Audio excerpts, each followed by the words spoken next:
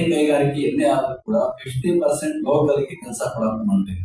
ಇನ್ನು 50% ಹೊರಗಡೆ ಕೊಡಬೇಕಾಗಿಲ್ಲ.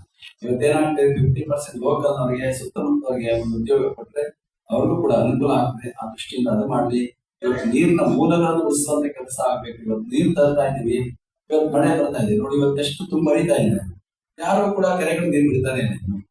ಎಷ್ಟು ನೀರು ವೇಸ್ಟ್ ಆಗ್ತಾ ಇದೆ, ಹೋಗ್ತಾ ಇದೆ. ವೇಸ್ಟ್ ಅಂದ್ರೆ ತಮಿಳುನಾಡು ಹೋಗ್ತಾ ಇದೆ, ತುಂಬ ಹರಿತಾ ಇದೆ. ಇವತ್ತೆಲ್ಲರೂ ಕೂಡ ಅದನ್ನ ಬೇಗ ಒಂದು ನಿರ್ಣಯ ತೆಗೆದುಕೊಂಡು ಏನ್ ಕಾನೂನು ಇದೆ ನಮಗೆ ಗೊತ್ತಿಲ್ಲ. ಅದನ್ನ ಆದಷ್ಟು ಬೇಗ ನೀರು ಬಿಟ್ಟು ಎಲ್ಲಾ ಕೆರೆಗಳಿಗೆ ನೀರು ಕೊಟ್ಟು ಎಲ್ಲರಿಗೂ ಕೆರೆ ತುಂಬಿಟ್ರೆ ರೈತ ಸಂತೋಷವಾಗಿರ್ತಾನೆ ಎಲ್ಲ ಕೂಡ.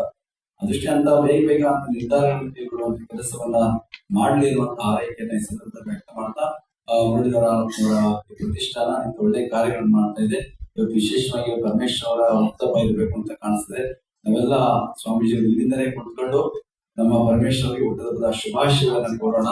ಮುಂದೆ ಒಳ್ಳೆಯ ಭವಿಷ್ಯ ಉಂಟಾಗಲಿ, ನಮ್ಮ ರಾಜ್ಯಕ್ಕೆ ಒಂದು ಉತ್ತಮ ನಾಯಕತ್ವ ಬರಲಿ ಎನ್ನುವಂತ ಆರೈಕೆಯನ್ನು ವ್ಯಕ್ತ ಮಾಡೋಣ. ಮಂತ್ರಿಗಳಿದ್ದಾರೆ, ರಾಜಣ್ಣವರಿದ್ದಾರೆ ಮತ್ತು ಜಿ ಪರಮೇಶ್ವರ್ ಇದ್ದಾರೆ.